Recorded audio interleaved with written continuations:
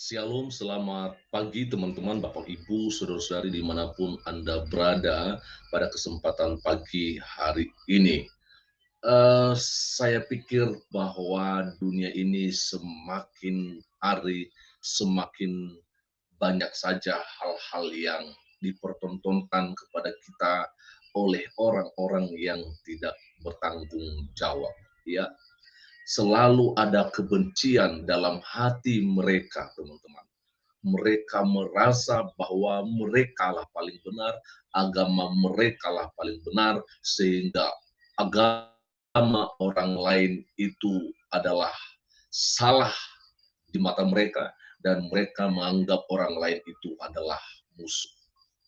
Ya kan, beberapa waktu terakhir seorang Agustan, yaitu mantan pendeta katanya atau mualaf, di mana beliau ini ya mencoba melakukan hal-hal yang tidak terpuji, di mana beliau ini menempelkan kitab suci orang Kristen yaitu Alkitab di pantatnya, bahkan sampai dikentutinya, teman-temannya.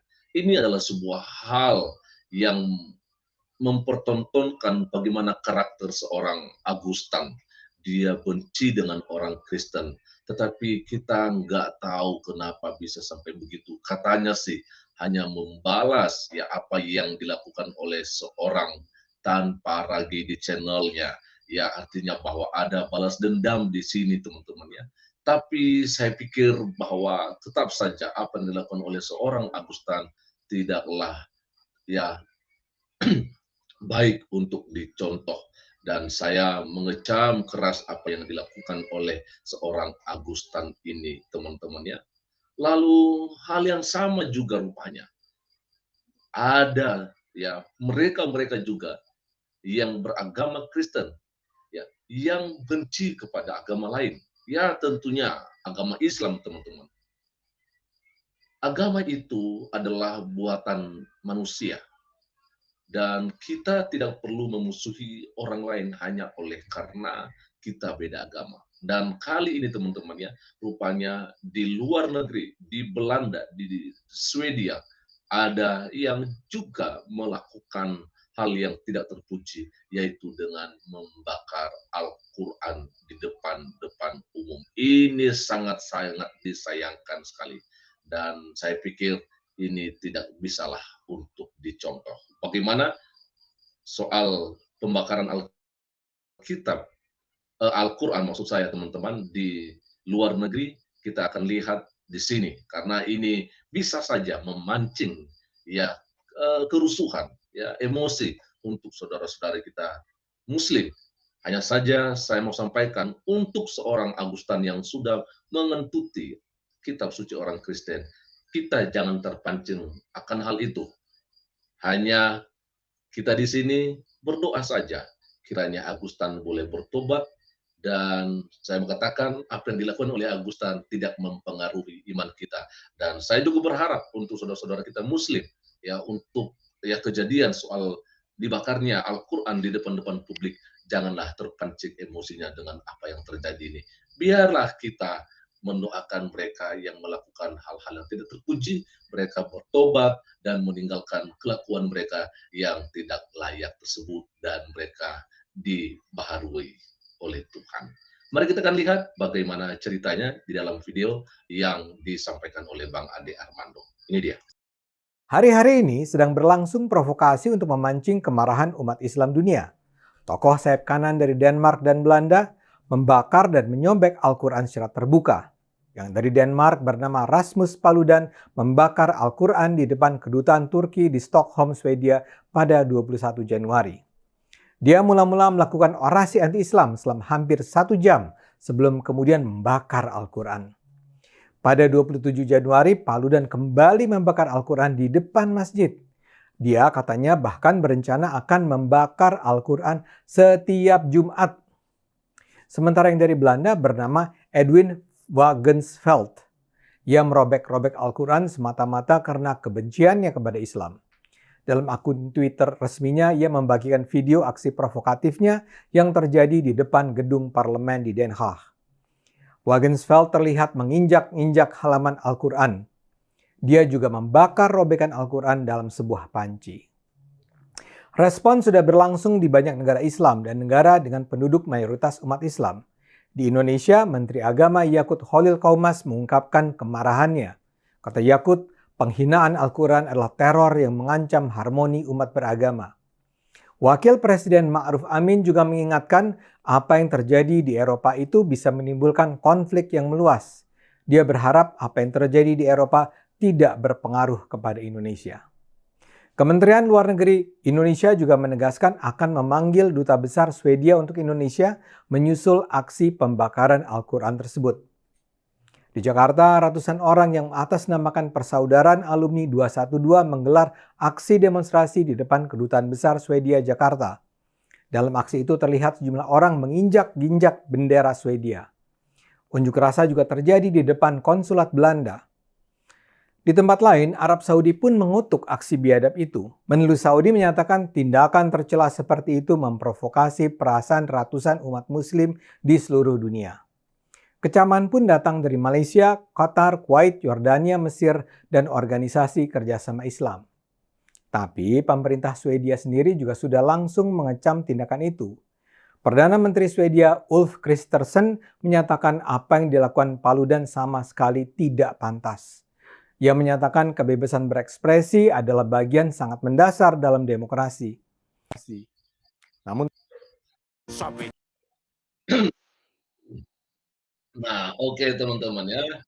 Jadi saya pikir bahwa apapun bentuk ya yang menyakiti hati orang lain itu tidak diiyakan, ya itu tidak dibenarkan sama sekali teman-teman. Jadi saya pikir ya perihal kejadian ya yang terjadi di Swedia dan berbagai macam tadi negara yang disebutkan melakukan pembakaran Al-Quran itu sangat-sangat tidak patut untuk dicontoh ya. Itu sangat-sangat sangat saya kecam.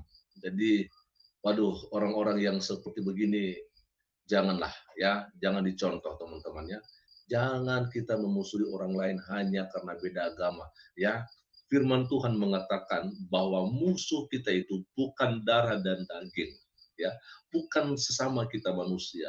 Musuh kita itu adalah kuasa-kuasa kegelapan, kuasa-kuasa iblis. Ya, itu yang harusnya kita lawan, bukan sesama kita manusia.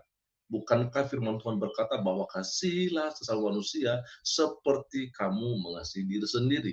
Bahkan firman Tuhan menyampaikan kepada kita bahwa mengasihi musuh sekalipun itu adalah satu keharusan bagi kita. Bahkan untuk orang-orang yang menganiaya kita, firman Tuhan mengatakan kita harus mendoakan mereka. Oke, kita lanjut lagi mendengarkan apa yang disampaikan oleh Bang Ade Armando.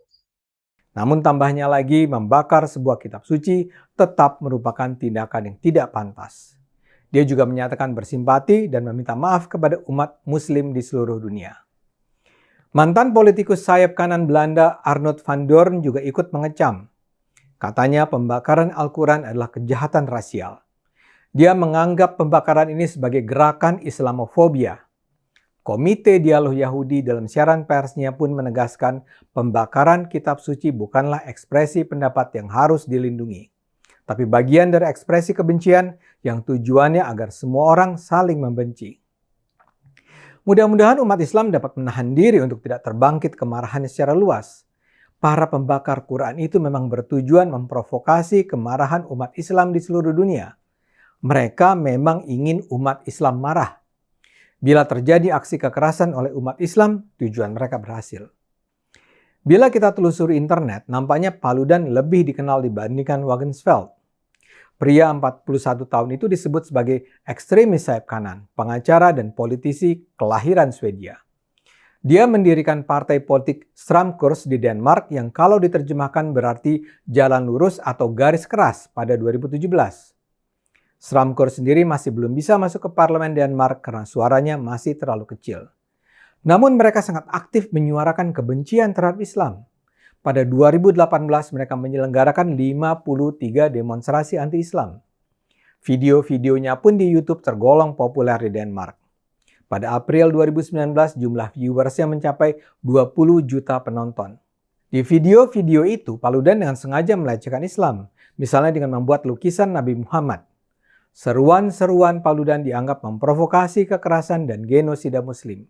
Dia misalnya mengatakan, hal terbaik yang mungkin terjadi adalah lenyapnya semua orang Islam dari atas muka bumi yang kita cintai. Sudah beberapa kali Paludan melakukan aksi pembakaran Quran.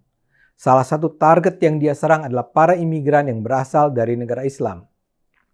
Denmark selama ini memang dikenal sebagai salah satu wilayah destinasi bagi imigran dari negara-negara Islam di Timur Tengah dan Afrika. Para imigran Muslim ini datang ke Denmark terutama untuk mencari kehidupan yang lebih baik. Kehadiran mereka di sana memang menimbulkan guncangan budaya yang tidak mudah. Oke, teman-temannya. Jadi inilah yang saya mau sampaikan pada kesempatan pagi hari ini, ya, bahwa hal-hal yang seperti begini tidaklah patut untuk dicontoh. Dan soal pembakaran Al-Quran di Swedia, saya mau katakan ini bukan soal masalah agama sebenarnya. Tetapi melihat karena yang melakukannya tentunya adalah beragama Kristen, ya, maka ini adalah sebuah hal yang tidak dibenarkan. Karena Paluda ini berdiri atas politik, atas dasar politik, bukan atas dasar agama. Sebab itu, saya mau katakan bahwa ini bukanlah perwujudan iman Kristiani. Karena iman kekristenan tidak pernah mengajarkan untuk memusuhi orang yang berbeda agama. Ya. Jadi saya pikir bahwa orang-orang yang melakukan hal-hal yang tidak baik, ya, terhadap sesamanya yang berbeda agama adalah orang-orang yang tidak mendalami iman kepercayaannya itu. Sehingga apa yang terjadi? Dia salah kaprah. Nah, maka orang-orang yang seperti ini yang memang tidak boleh dibiarkan. Tapi sekali lagi, ya, untuk saudara-saudara kami Muslim, kita jangan terpengaruh dengan hal ini semua, khususnya yang ada di Indonesia. Biarlah mereka di sana yang menyelesaikan soal masalah itu. Ya, karena masalah agama ini sangat sensitif sekali. Tetapi lihatlah, kita ada di Indonesia ini, kita yang mewujudkan bagaimana rasa persahabatan, mengasihi satu sama yang lain. Negara kita berdasarkan Pancasila, ya, dan semboyan bangsa kita yaitu Bhinneka Tunggal Ika. Sekalipun kita berbeda-beda, tetapi mari kita bergandengan tangan. Mari kita saling yang menopang satu sama yang lain. Beda agama, beda bahasa, beda suku, beda ras, dan sebagainya. Tidaklah menjadi ya penghalang buat kita, ya, yang menjadi antara buat kita untuk tidak saling mengasihi. Ya, apalagi kalau sampai kita saling menyakiti dan saling menyerang satu sama yang lain. Biarlah apa yang dikatakan dan diimani, diyakini oleh saudara-saudara kami Muslim bahwa agamaku, agamamu, agamaku, agamamu, agamamu. Artinya apa? Marilah kita ya mengimani, meyakini ajaran agama kita masing-masing, dan marilah kita ya beribadah sesuai dengan ajaran agama kita masing-masing. Di Indonesia ini kita bebas untuk beragama, kita bebas untuk beragama. Hanya satu hal yang juga menjadi pesan saya kepada pemerintah, ya, kalau boleh SK 2 Menteri itu dicabut karena ini sangat-sangat mengganggu ya keberadaan orang-orang non muslim di Indonesia, yang dimana di dalam perundang-undangan yang dimasukkan dalam SKB 2 Menteri itu sangat merugikan minoritas, di mana kita melihat terlalu banyak rumah-rumah ibadah yang tidak diizinkan untuk didirikan ya hanya oleh karena tidak memenuhi persyaratan tersebut. Bahkan juga sudah ada yang memenuhi persyaratan tersebut, tapi masih saja ada orang-orang yang tidak mengizinkannya. Tentunya mereka adalah orang-orang yang tidak bertanggung jawab. Kali ini, kiranya apa yang terjadi ini membuat kita semakin meyakini iman dan kepercayaan kita kepada Tuhan kita. Sekian saja, Tuhan Yesus memberkati kita semua. Shalom.